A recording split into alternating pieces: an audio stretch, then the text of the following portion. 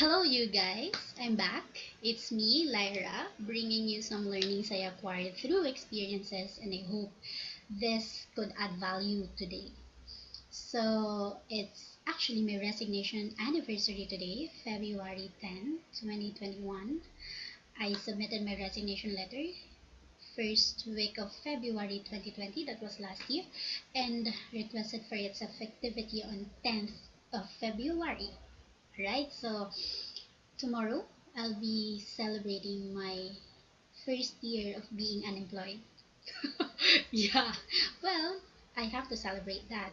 That's in my case. Okay, so that was a month prior the break of pandemic, as we all know, in our country, the Philippines, and soon enough the lockdown, right? So just to give you a background, I worked for a sole company for 5 years and 6 months. That's a travel agency.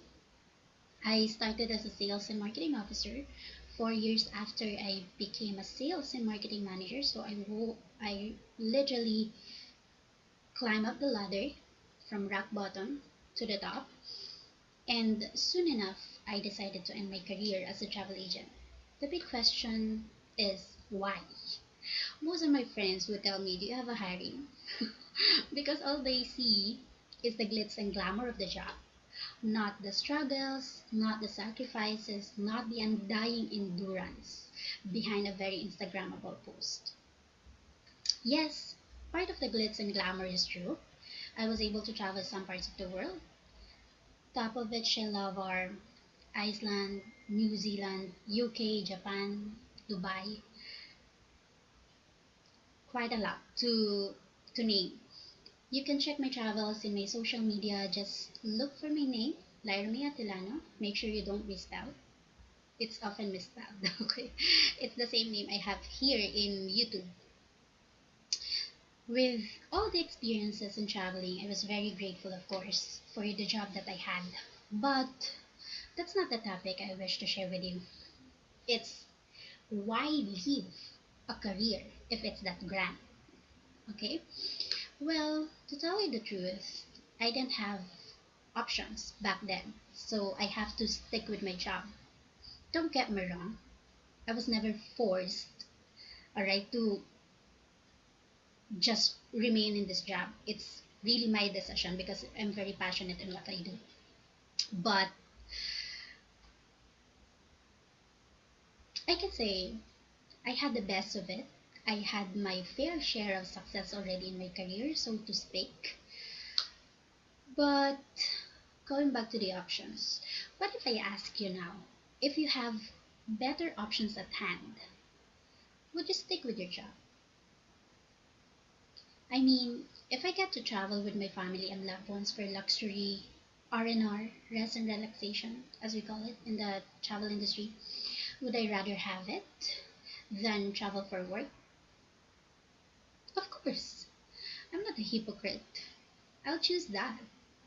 If I have an option, say, I have 30 to 50 million cash to franchise a fast food chain, would I rather choose that instead of working for an 8-hour job, mostly having OTs?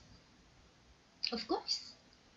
If I have an option to just maybe chill whole day and still have money works for me in businesses and investments, would I choose that? Of course. Come on, I'm not a jerk to waste such an option. It's just that I didn't have such options in 2014 when I had to look for a job because that's what I know of as a pattern after graduating. Thank God, lo and behold, for answering my prayers for years. I asked for growth, I asked for business I can start that will enable me to give back to my parents and live my life in my own terms. I can't just be paying back to my parents for the rest of my life. You know what I mean?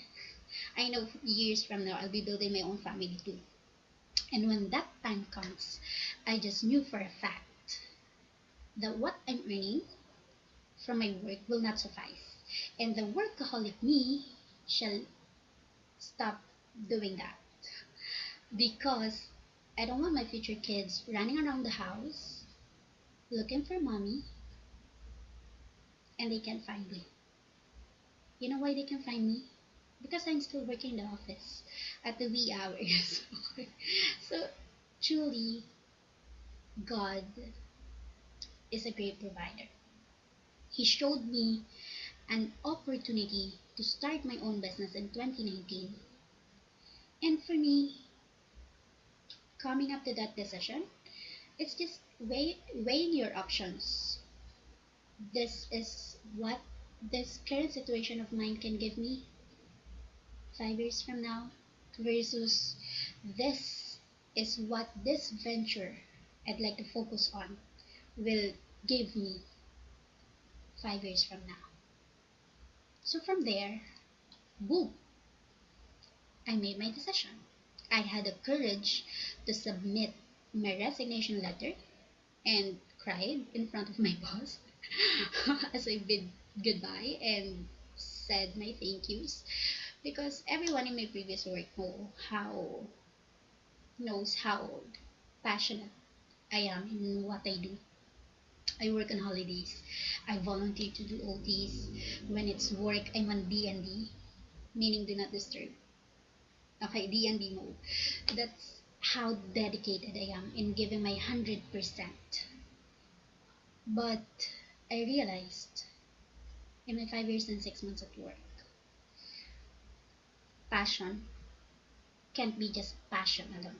For you to put food on the table and provide for your family, your passion should be able to pay the bills and let you have that comfortable life that you deserve. You have to make that passion a profession. Passion to profession. I just found a balance of passion and profession in the business that I do, and that's where I have this drive to fuel or ignite the passion in me that enabled me to have a sense of purpose. Sense of purpose. That's actually where you transition. You transition from just making money to servicing people with purpose. That's how I pivoted, making a shift. Or shall I say, how God pivoted my life from this path to this great direction. I hope if you're in that situation right now, be very vigilant to how God answers your prayers. He might just be pivoting you to a better path, to a better plan, where you can serve more people to His glory. Because everything we do, it's, it's all for His glory. So don't resist. He has His ways.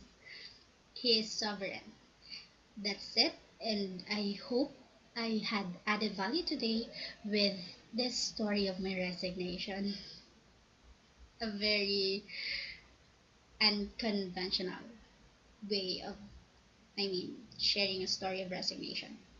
Well, I hope I help you today. And you can comment down below what topics you might want me to dig in for my next kwentuhan sesh or my next videos. So that's it. Bye!